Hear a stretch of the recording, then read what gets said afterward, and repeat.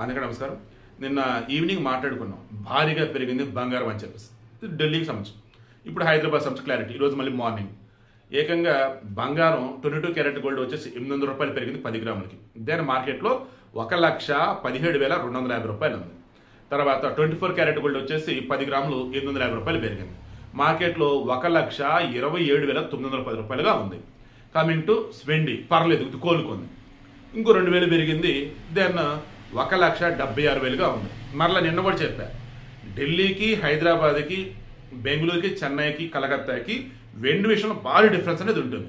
ఈరోజు ప్రజెంట్ హైదరాబాద్ మార్కెట్లో వెండి కేజీ వచ్చేసి 1,76,000.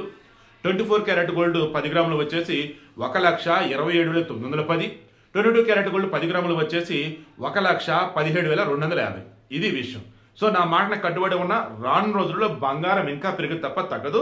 ఒకవేళ తగ్గిన టెంపరీగా ఉంటుంది. సో డబ్బు ఉంది అంటే బంగారం కొని పెట్టుకోవటం అంతా ఉత్తమమైనటువంటిది ఇంకోటి ఉండదు.